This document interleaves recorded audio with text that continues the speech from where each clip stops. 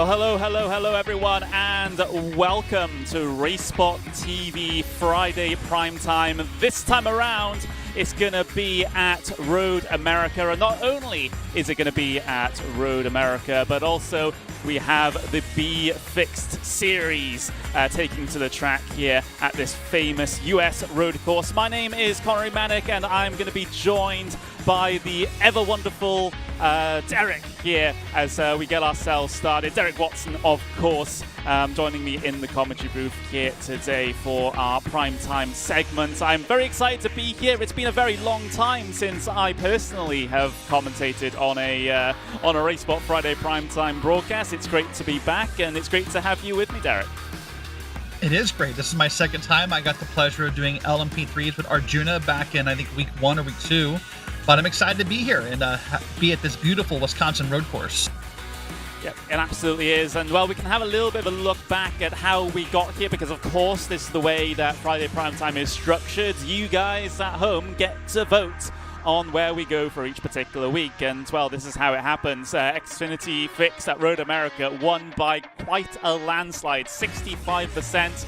No one really interested in the VRS GT Sprints, the Formula Vs, or the Formula 4s. It seems like NASCAR has won out this time around. It's great to see. Of course, we're not on the ovals as they tend to go to for this portion of the season. We actually made it to a road course here for this B-Class Fixed season.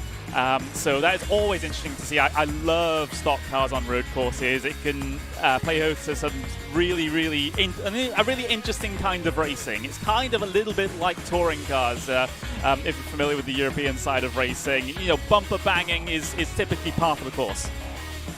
It is par for the course, but what's interesting about this, Connery, is there's 4 road courses in this Season 3 schedule. So if you're an oval nerd like I am, this is not maybe your favorite season for the NASCAR XFINITY Be Fixed Series. Yeah, absolutely. Of course, sometimes the schedule falls in a way that you like, sometimes it does not, and you just have to deal with that fact. So there's the schedule up on screen for you now. We are getting ourselves into the second half of the season here, round number 7 or at Road America. If you wanted to compete in this series for the next couple of weeks, well, we'll be heading to Michigan, Indianapolis, Watkins Glen, another road course, just as you mentioned there, Derek. And also we finish off with the Daytona International Speedway, and then we head to Darlington on the 1st of September in the Be Fixed Series. And yes, you are hearing me correctly. It's the Be Fixed Series, not the Open Setup Series. So therefore, the setups of every single one of these cars that you'll be seeing out here today are absolutely identical. The only difference is the nut behind the wheel. Yep, the nut behind the wheel is the key factor here, and how well you can manage your tires will matter here. And of course, as difficult as this road course is, what I find interesting, Connery, is that 1 and 2 weeks from now at Indianapolis, that road course will be even harder and more challenging than this one, in my opinion. Yeah, perhaps. Well, it could be in many ways. I would say probably Road America is the more fun track to drive as a driver out of the two, but then again, I don't really drive all that much these days. But looking at the session that we have right now, we've got 2 minutes left to go here in qualifying. Solo qualifying as always here in the official side of iRacing. That means just one driver out there on circuit. They can't see each other, they can't affect each other. Just them versus the circuit. And we've got a good couple of qualifying times come in already. We've been expecting around about the 2:14s, 2:15s as an average around here over the past couple of sessions. However, I'm already seeing times quite significantly better than that here. Current pole position time is actually a 2:13.7 set by Mercurio there, Brian Mercurio in the number 1 car. So a very, very good run. He's 1.1 seconds ahead of this guy right now, Robbie Swan, in the number 6, heading his way down to the Canada corner for his final qualifying lap. Yeah, and I think what's interesting is we're going to see quite the skill gap here today, Connery, because the way this works on the iRacing service is you qualify for the race based upon your oval license, a B-Class license, Xfinity license, but then you are split based upon your road license. Or sorry, you're split based on your oval license, but then your road license is what's affected. So we could have guys maybe in this top split of road racing because of their oval license that don't have the pace of top split road racing. Yeah, it could be we would watching the sign-up numbers quite closely actually before this race started, and we were worried we were going to get a big single split, but it did get, the sign-ups did get above the splitting mark here, which is why we have 2 sessions actually. So this is the top split of the 2 of them, so typically the higher rated drivers. But you are right though, we still have a good couple of drivers that are in that 1200, 1300 iRating range. So that is going to be very, very interesting for these guys to contend with here as we head our way in. We've not got too long left here in qualifying though, just 20 seconds left remaining on the timer, and as is the nature of solo qualifying, these guys won't be able to get to complete their laps once that checkered flag comes out. So soon we'll be getting our gridding procedure underway with Mercurio on pole position. A good handful of drivers, 4 in fact, actually not setting themselves qualifying times.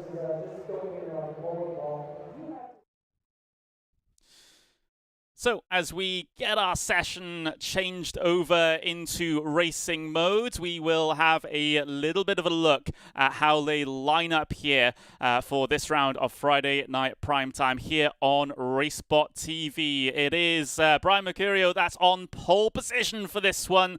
The driver from New Jersey starting at the very front of the field. Then we got Robbie Swan there in P2 with Phil Weisler in P3. Ty Kevick will start in P4 with Adam Williams in P5. We got Alec Daffin lining up on the 6th position. Then you got Brian Smith there in P7 with Wesley Roach in P8. Then you got Dawson Cram, who for some reason has his name twice. That's not a bug with their overlay. He's just like that in iRacing as well. Number 10, P number 10 goes to Brett Jacobson. Then you got Joseph Lowe and Bobby Neal lining up in the 12th position here on the starting grid. Then further back, you have the likes of Zachary Wareham and Oriel Matter. And then the final couple of drivers lining up. We've got 15, 16, 17 going to Florian Schneider, Jason Flo, and Blake Blair in the number 17 at the very back.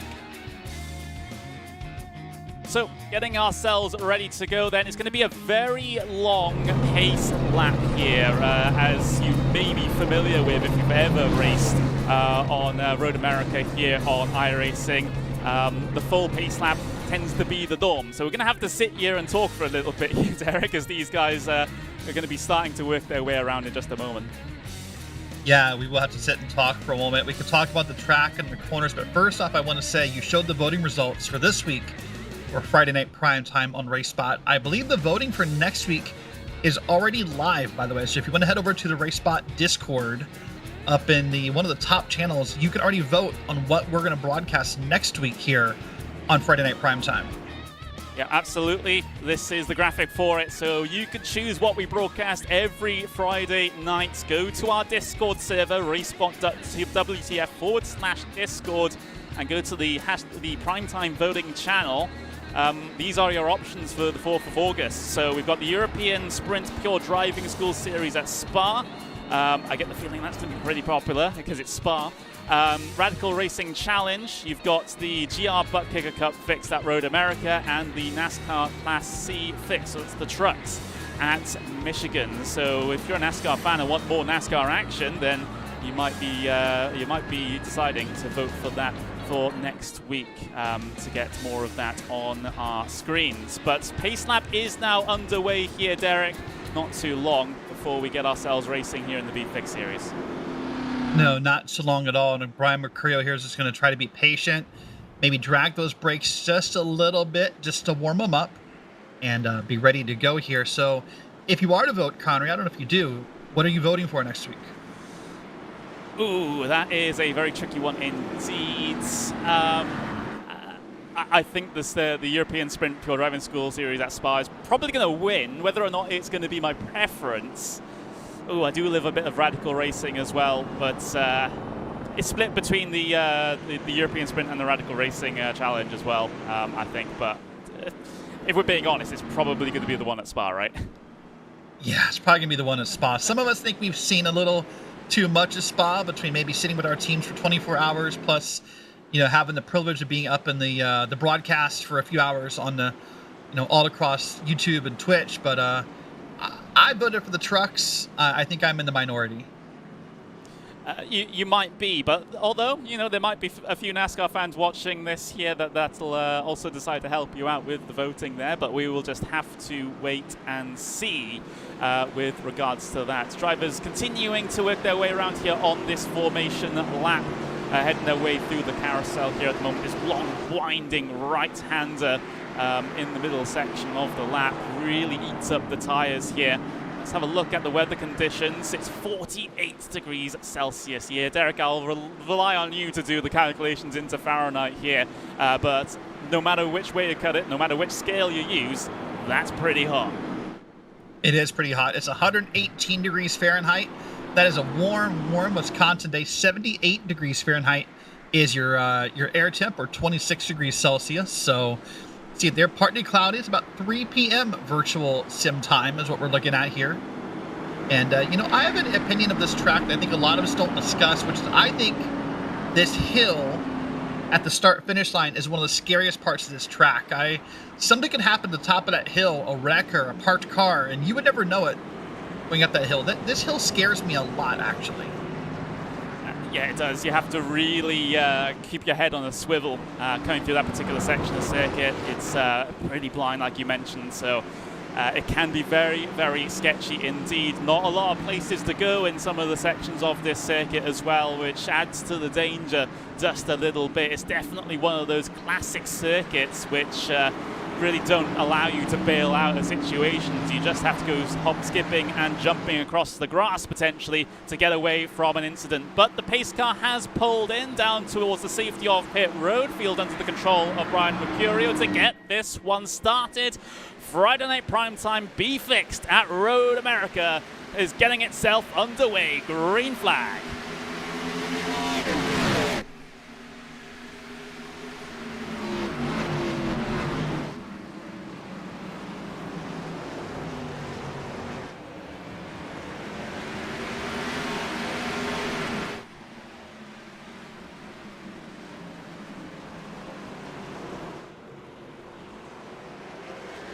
Coming on to the straight for the first time here, the Max straight as someone's already off in the background. That's the number 8 of Brett Jacobson, having major issues trying to negotiate his way through the first sector. But as we're now getting ourselves starting to charge down towards turn number 5 here, one of your big overtaking opportunities at this circuit. Swan's going to be challenged around the outside by Weiser, but Weiser's overcooked it a little bit here as Tykevich is involved and embroiled in a battle with Williams as Williams gets his way down the inside for turn 6. Up into P4 he goes. Still this scrapping going on here for the positions just at P3 here. A separation has already been established between the front two and the rest of the field as these guys have been fighting.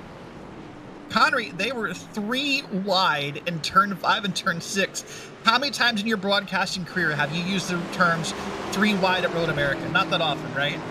Yeah, not that often at all, and it just goes to show how how daredevilish these drivers tend to be in this series.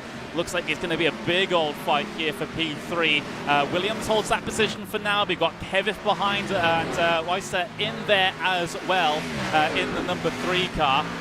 Meanwhile, Mercurio and Swan are looking still to just try and break away at the very front of the field. Into Canada corner here for the first time. This is turn number 12 at this circuit. All pretty much single file, pretty much all the way down the field here. They got themselves all sorted out into that line pretty soon after turn 5 here as we're coming towards the very back end of the lap now as we watch these battles continue on.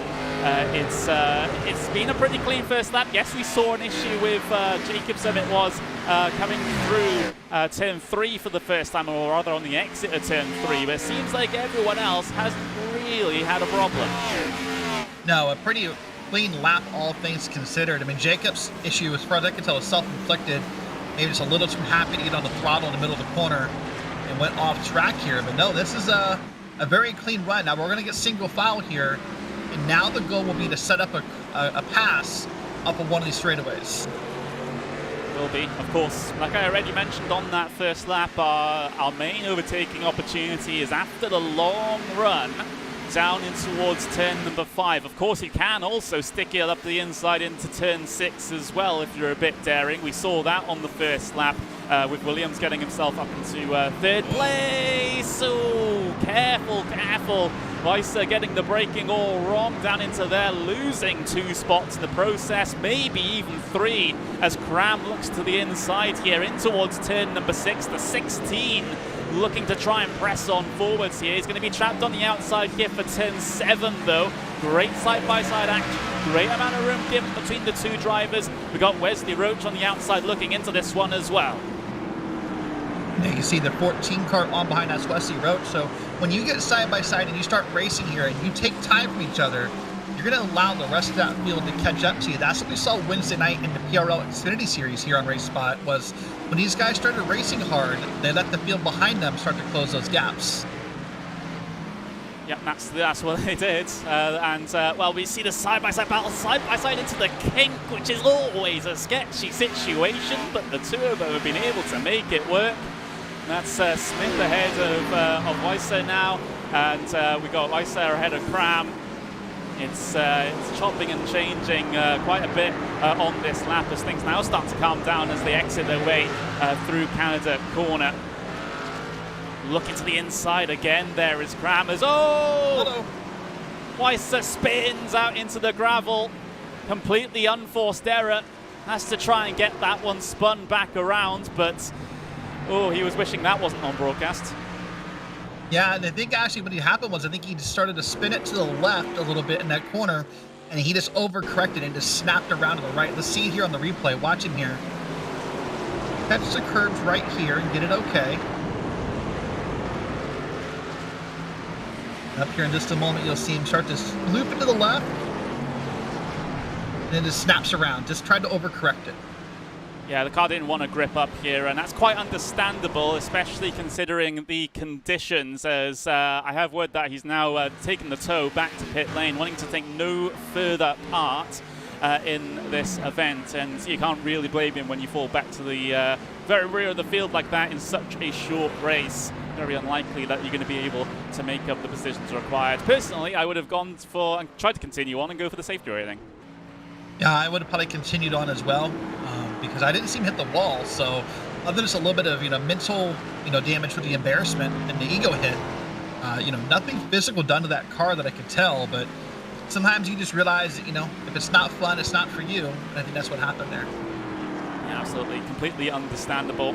Closest battle that we have on the circuit is going to be this one, which is the battle for 5th between Alec Daffin and Brian Smith. Just about 0.3 of a second between them as they head their way through the carousel, and carousel's going to be very tricky, especially given these conditions. A very, very hot racing surface, not a lot of grip out there. These guys are going to be sliding around a whole bunch, and due to the fact that they're sliding around, they're going to be overheating the tires, which makes the problem even worse. It does make the problem worse, and I think it's also worth stating and reminding our viewers, Connery, that this is not a car built for road course racing. This car is difficult on a road course, no matter the road course. And the hardest or the easiest thing to do is to get on the throttle too fast out of the corner and loop this thing around and cook those tires. And these guys are doing a very good job at not doing that so far.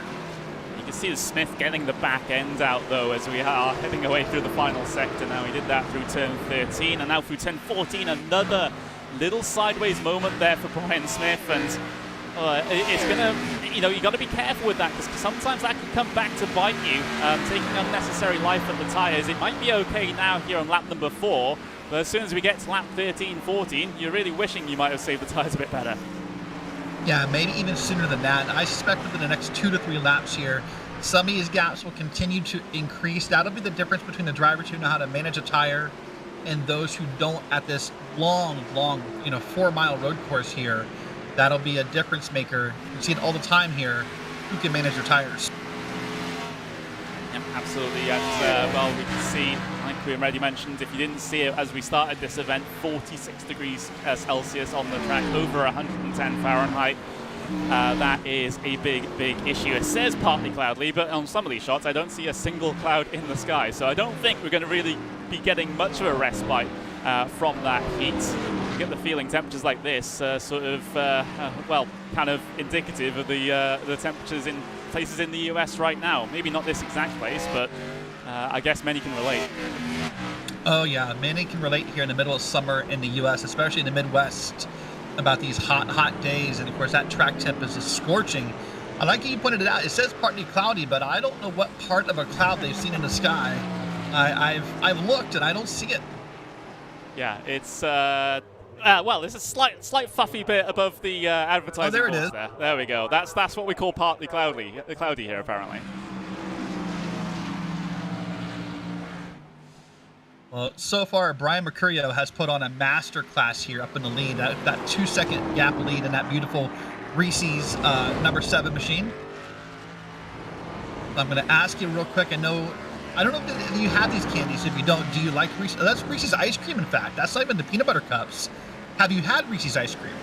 I have not, though. I've seen Reese's Pieces. We do have those here, but I imagine we don't have all the different varieties that we could be. What about the peanut butter cups, like the round saucer-based cups? Do you have those? I haven't had them personally. I imagine Okay. I would have to go to some form of specialty international food store to try and find them. Fair enough.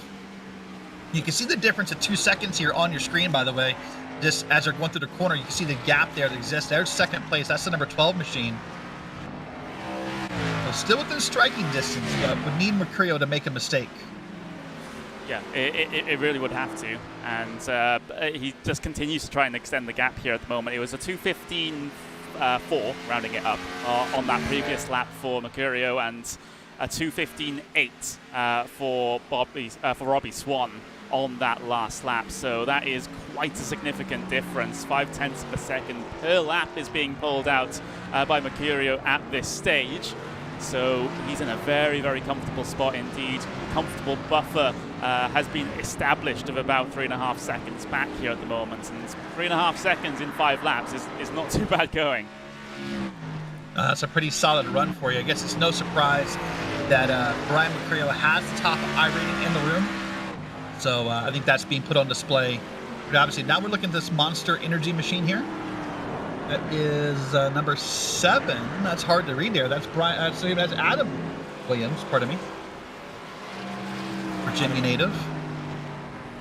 Yeah, in a bit of no man's land here at the moment as well. It's always tricky when drivers get themselves into those situations where you really have no one to follow in front, but you're not really being pressured that much from behind either.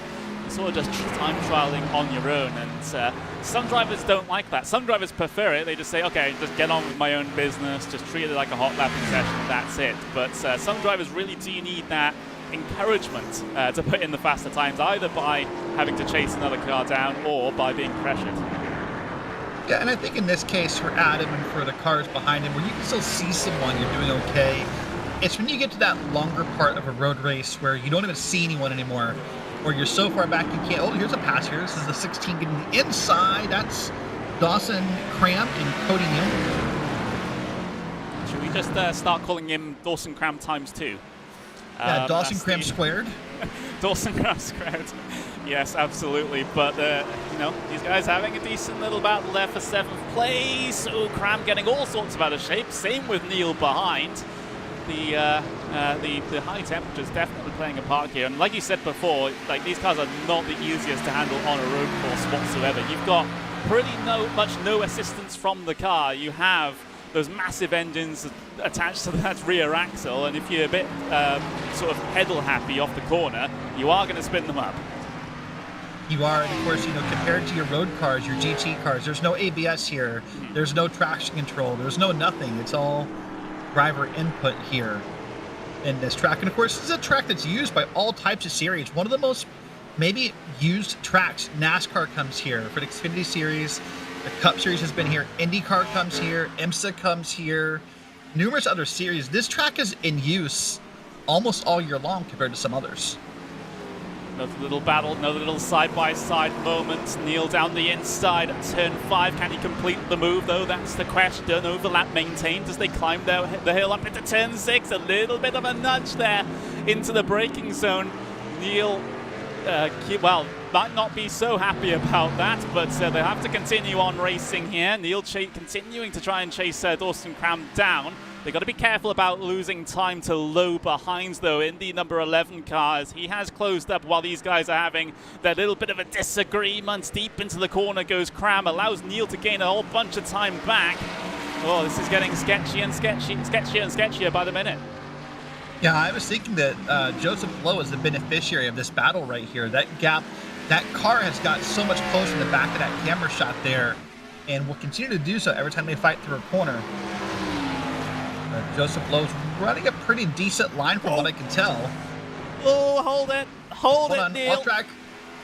He's got it. Oh, what a save. What a save. There were so many wiggles in that. Oh, my gosh. Oh, that is such a sketchy place to go to have a problem as well. Oh, speaking of problems, Lowe's had a problem as well. And back into the clutches, and Neil he goes. This has all of a sudden got pretty chaotic. And oh, Williams is down on towards the pit lane. Something's happened to Williams here. Not sure what. But down on towards the pit lane he goes. I don't see a black flag for incident points. That's when we first saw it. There's in a B fixed race, in a fixed series, there's no reason to pit. I mean, you don't have to, I should say. There's reasons, but you have the gas, you have the tires. So I'm confused, but yeah, there it is on pit road. Yeah. Going for tire changes here as well. I'm not seeing anything on the incident tracker to really say whether or not that he had any form of damage or whatever. But he took 4 tires and just rolled off there, which is interesting. It's about the halfway point here. So if he's actually thinking, okay, tires are going to be beneficial here, potentially it might be a good idea, especially with the hot temps. It could be, but unless everyone else follows that strategy, the time you're going to lose in your pit delta is just too big for whatever you're going to make on new tires. I mean, hold on. There's a battle here still between Lowe and Neil. They're still going at it here in the back of the track here while we've watched everything else. Yeah, they absolutely have. And, well, this is a very, very interesting predicament as well. So potentially strategy factoring into this as well. That could also be the case, but Lowe and Neil will continue on with their little bit of a ding-dong battle here. Look at that. The side-by-side again in towards the carousel, and keep an eye on Matter as the number 10 is also trying to get himself involved as well, right on the rear bumper of Neil as they head their way through the exit of the carousel. Quickly, this is going to go from a 2-car battle into a 3, maybe even 4-car fight. Yeah, that's Wesley Roach in the background. We talked about him earlier. So this is becoming quite the battle here right now of these 4 cars. And one slip up here by any of these cars, and calamity could ensue very quickly. Absolutely.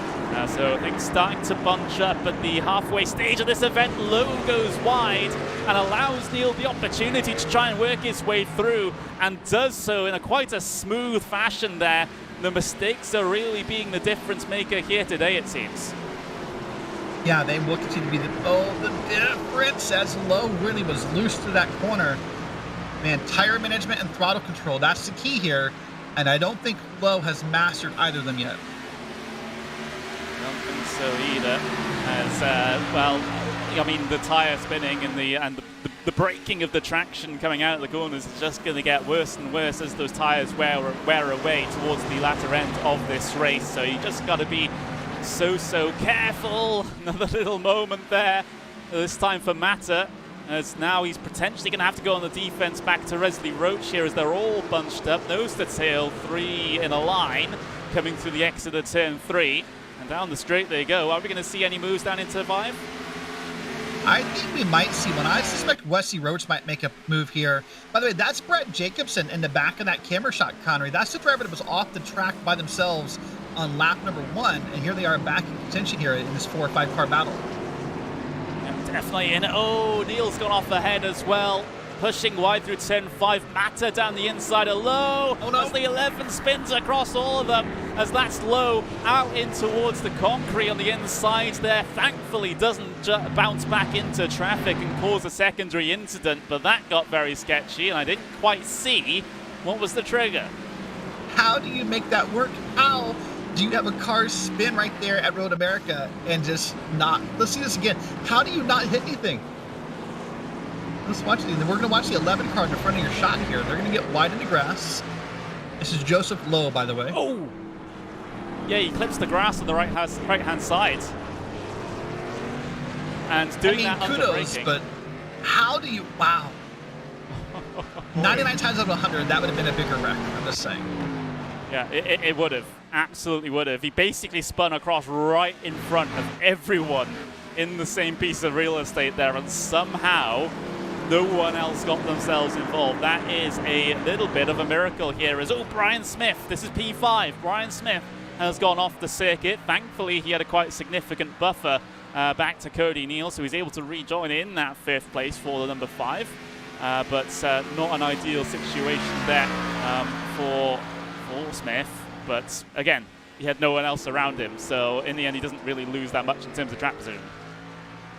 No, he had a nice 20-second gap from what I could tell back to that battle with Cody Neal and Mata and others, so he'll be fine there.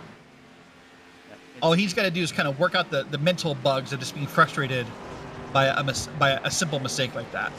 Yeah, and you can kind of forgive it as well. Very, very tough conditions out here today. Not that much grip. Cars sliding around left, right, and center. So, I mean, I respect all these drivers that have been able to get 8-9 laps under their belts at the moment, despite the sketchiness that we've seen. Too long to go, though, as we head our way with this particular grouping down in towards turn number 5 once again. They've spread out just that little bit, seeing a bit of smoke further down the road. I think Smith might have had another problem, losing about another 3 seconds there on my timing screen. But it seems like he's been able to gather it up. Neal having a moment on the way in towards turn 6. Is there an opportunity for Wesley Roach to make the most out of this one? He'll try and find the outside into the next right-hander, but not going to get the overlap required. Instead, he's just going to press that nose into the rear bumper. I think Wesley Roach is going to make a moment happen here. I don't think he's going to wait for one, Connery. I think he's going to, as we would say in NASCAR, use the chrome horn and say hello here in a moment. Potentially, especially as the laps tick down, as drivers starting getting a little bit more desperate. You can see them fighting for grip a little bit, coming through the carousel there. It's very, very sketchy indeed. You can see just a little bit of bodywork damage to the front end of the number 9 there of Cody Neal. That's not necessarily going to be helping so much, but still is able to run pretty competitive lap times here. But Roach definitely making his presence known, although not close enough to send well on the brakes and scan the corner, though. By the way, if you want to see how tough this racing is today, look at the damage on these cars, by the way. Both of those cars right there have. There's the damage on the front end of Cody Neal. You'll see on the camera shot to come around here. And on the back of this camera shot, look at the back bumper of Wesley Roach. Someone has said hello to Wesley Roach at some point. Yeah, I think someone has had an altercation with that, with the rear end of the 14 at some point over the course of this race. Doesn't seem to be affecting him so much, though. He's able to keep inside the toe on the way down in towards turn number 1 and keep Cody Neal on his toes. Neal, no stranger to mistakes so far this race, so Roach is in a good position to try and capitalize just in case that happens again within the next couple of laps before the check-in. Yeah, that's true. I've been kind of having fun and watching this along with you and broadcasting. We're already on lap 10. Time is flying by here. Now, we're here under this Sargento cheese banner here. So my question for the drivers on Wednesday, and I'll ask you, do you have a favorite kind of cheese? I don't like strong teas, so I think it's going to have to be maybe an Edam. No, sorry, cheese. Like, cheese. Oh yeah, Gouda. Okay. Yeah, cheese. Yeah. Edam. Okay. Edam's a cheese. It's a Dutch cheese. Okay, I've never heard of this before. Yeah, it's quite a mild Dutch cheese, but yeah, otherwise Gouda is also pretty good. Okay, so the popular answer on Wednesday night with the drivers was provolone and Swiss, apparently. Okay. I'm a pepper jack kind of guy, but Pepper you know. jack. Yeah, I mean, I can see your reasoning, that's for sure. Oh, we've had a car go off circuit. Oh, that's number 11, Joseph Lowe. Big issues. Waiting for a space to rejoin the circuit. He'll find about a 20-second gap here to be able to do so, so plenty of time to get it spun back around. But Lowe having a big problem, and he's also been one of those drivers that hasn't exactly been keeping it on the grey stuff pretty consistently. Let's try and get ourselves a replay here.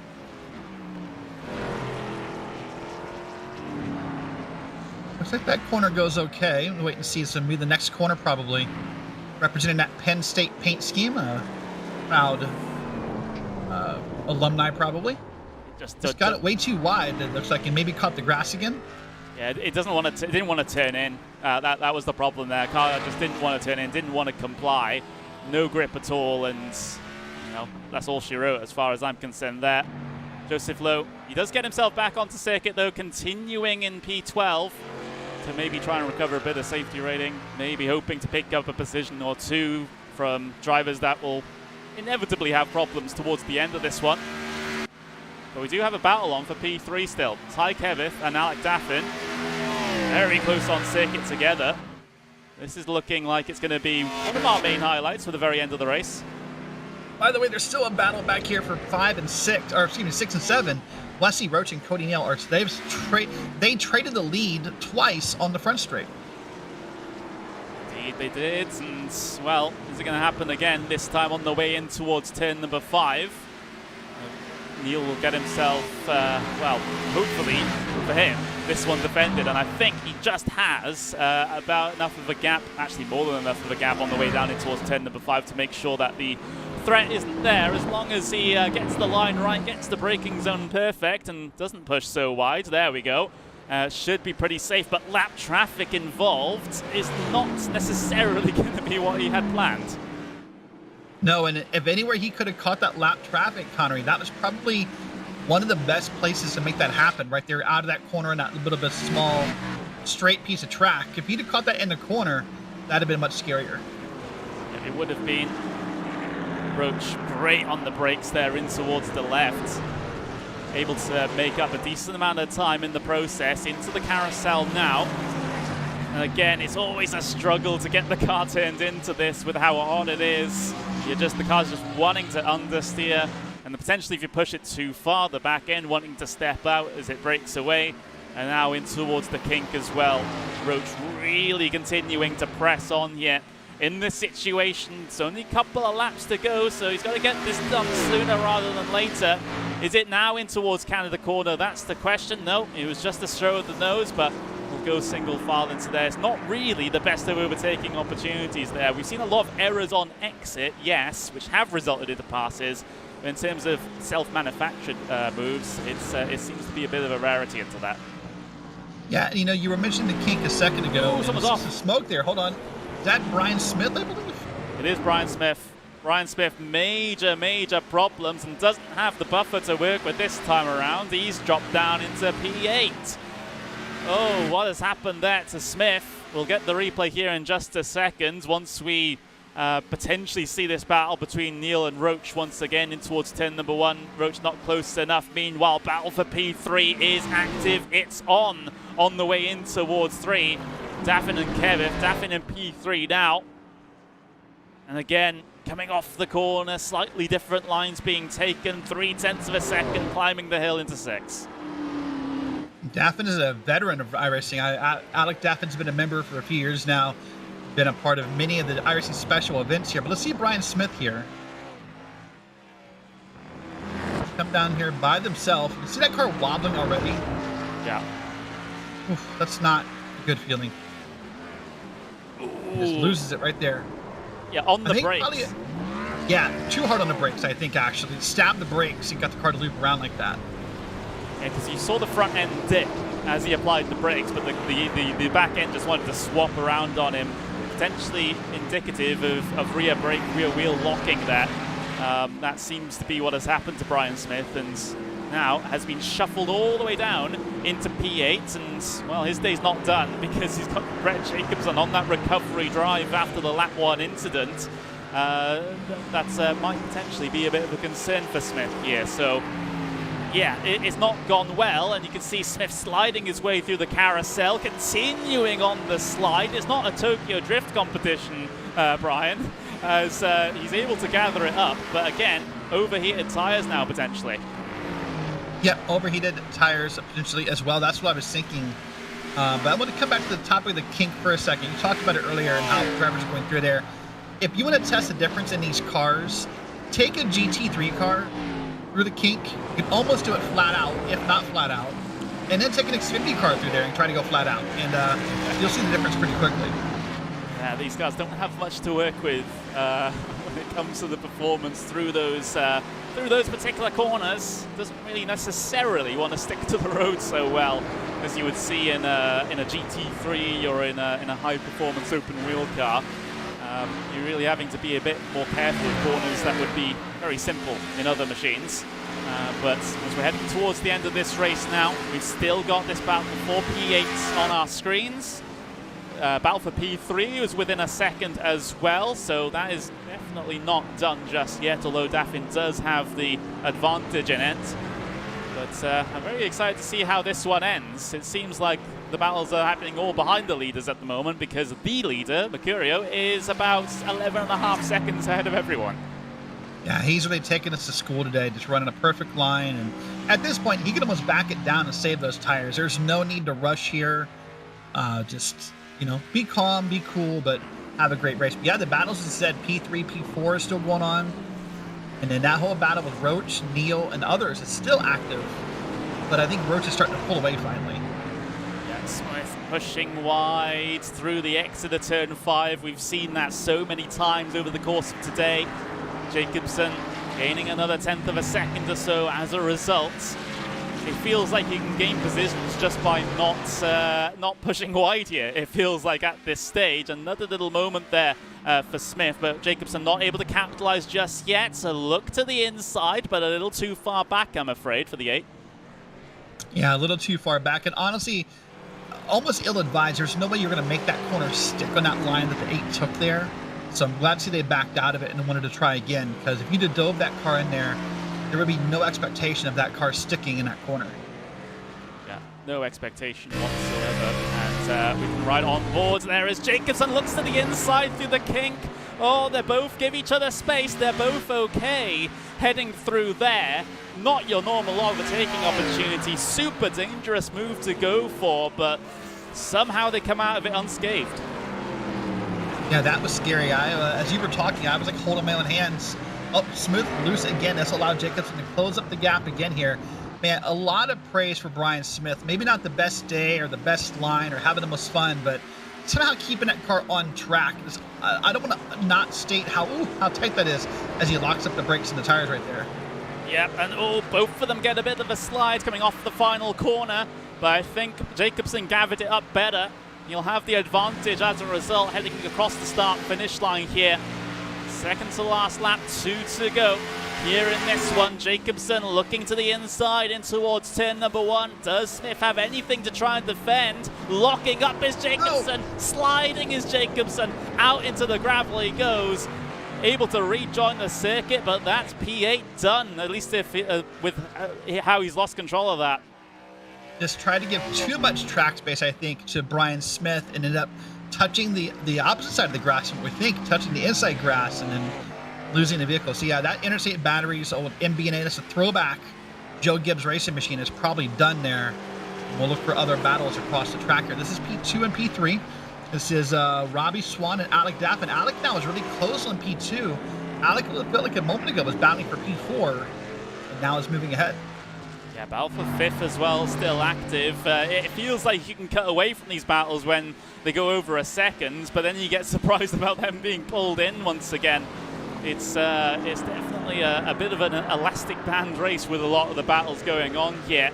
You can't really look away from any of them, but as we are getting into the very last moments of this race now, P5 undecided, P2 undecided, maybe even some battles potentially could happen anywhere in this field, considering the amount of mistakes and drivers that have been struggling with the conditions. White flag is out there though. Mercurio's come across the line to try and take that one, and shortly Swan and Daffin will follow. Last lap.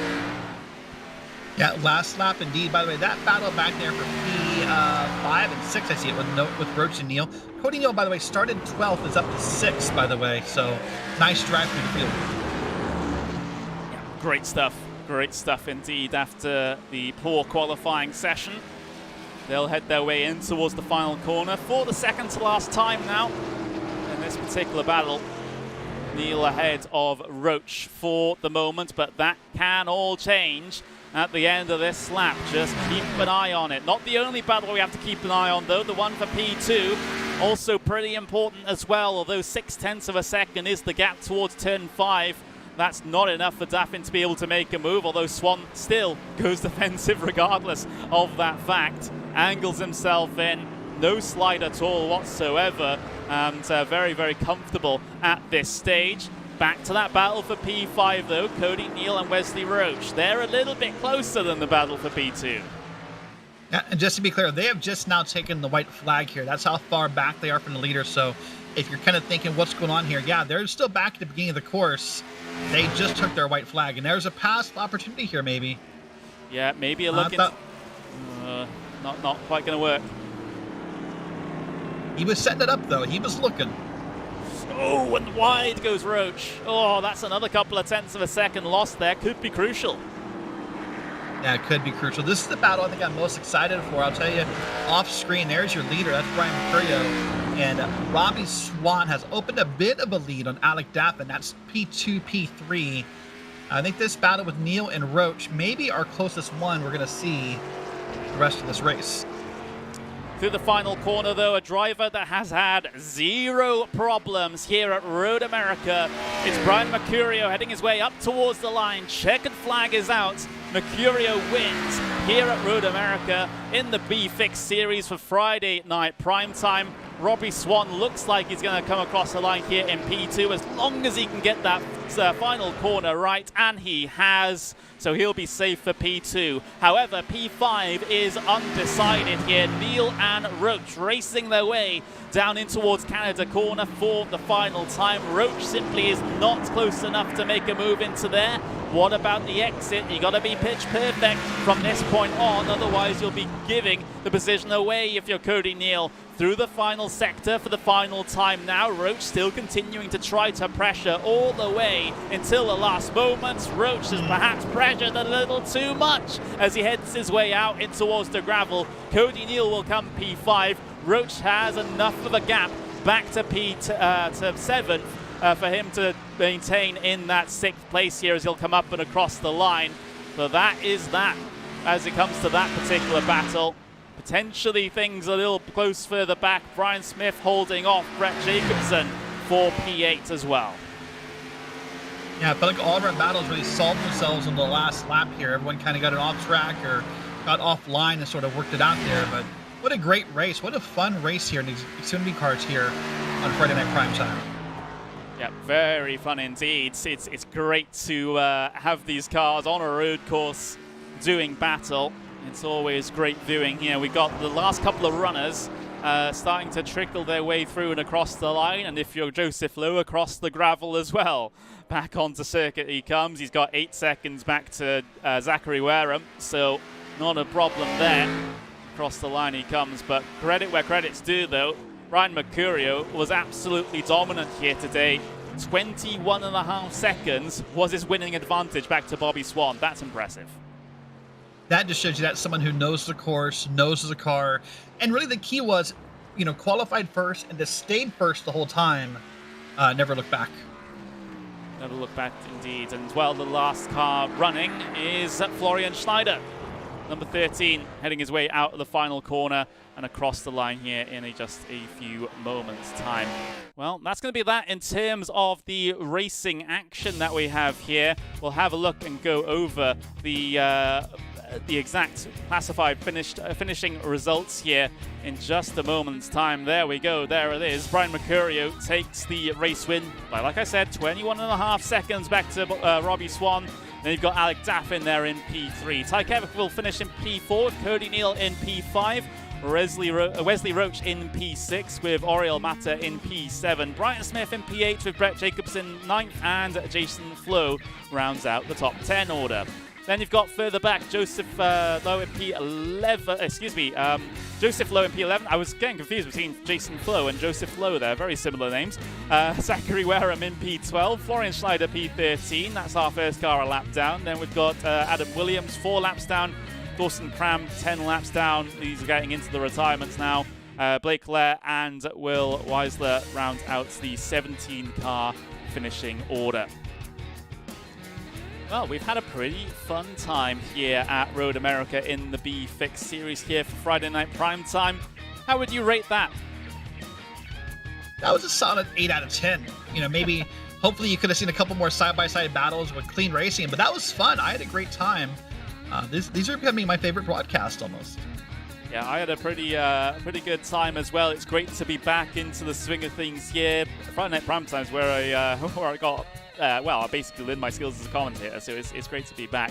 That's a great thing. However, not quite done here just yet, because remember, due to the nature of the Friday Night Primetime, it's you that gets to have your voice heard with regards to what series we broadcast on any given week here on Friday Night Primetime. So go to our Discord server, racespot.wtf/Discord, and go to the Primetime voting channel. Votes are already open for next week. It's either the European Sprint Pure Driving School Series at Spa, the Radical Racing Challenge, the GR Butt Kicker at Road America, or the NASCAR trucks at Fixed at Michigan. Those are your 4 choices here for next week.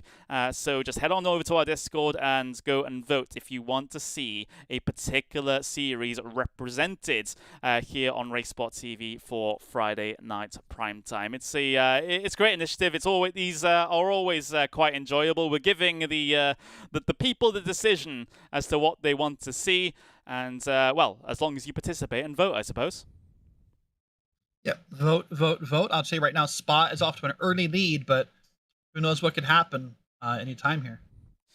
Yeah, absolutely. Well, that is going to be all that we have time for here today for RaceSpotTV Friday Primetime.